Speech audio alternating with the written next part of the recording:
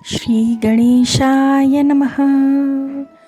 गुरुर्ब्रह्मा गुरुर्विष्णुः गुरुर्देवो महेश्वरः।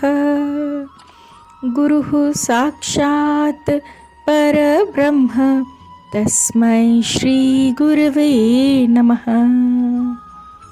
श्री राधे और माय फ्रेंड्स, आज मैं आपके साथ जो स्टोरी शेयर करने वाली हूँ उसमें मैं आपको सत्संग की इम्पोर्टेंस बताऊंगी।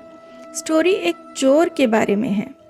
एक बार एक चोर था और वो चाहता था कि उसका बेटा भी बड़ा होकर के उसी की तरह चोर बने। इसलिए बचपन से ही उसने अपने बेटे को यही सिखाया था कि बेटा, कभी भी भूल कर भी सत्संग का एक शब्द भी तुम्हारे कान में नहीं पड़े, इस बात का हमेशा ध्यान रखना।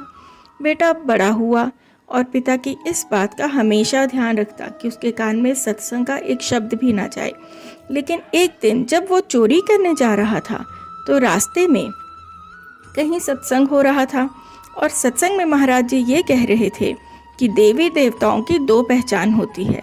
एक तो उनकी परछाई नहीं बनती और दूसरा उनकी आंखें नहीं झपकती, वो आइस ब्लिंक नहीं करते।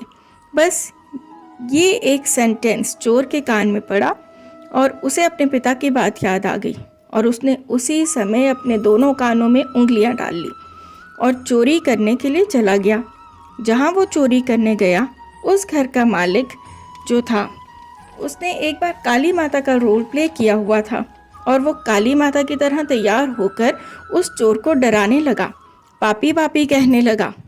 चोर सच में डर गया और माता रानी से क्षमा मांगने लगा।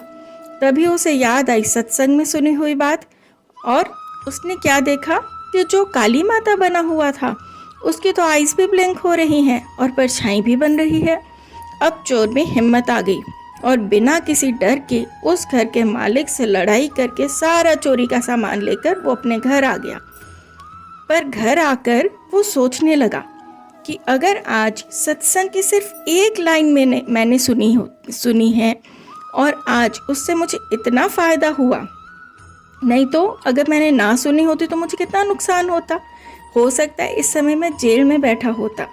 तो सत्संग की एक सेंटेंस सुनने से मुझे इतना फ़ायदा हुआ, वो भी चोरी में।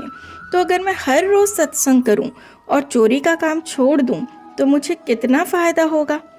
बस उस दिन से चोर की किस्मत पलट गई। उसने चोरी का काम छोड़ दिया और प्रभु भजन में लग गया और मेहनत करके कमा कर खाने लगा।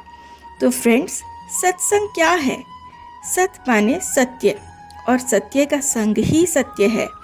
अच्छा संग ही सत्संग है, क्योंकि संग का हमारे ऊपर बहुत असर होता है। अब वीडियो के लास्ट में मैं बस एक ही बात कहूँगी कि सत्संग आपसे हो सके या ना भी हो सके कोई बात नहीं, पर फ्रेंड्स कभी भी कुछ संग ना करें। इस बारे में हम और डिस्कशन करेंगे नेक्स्ट वीडियो में। तब तक के लिए श्री राधे श्री राधे श्री राधे।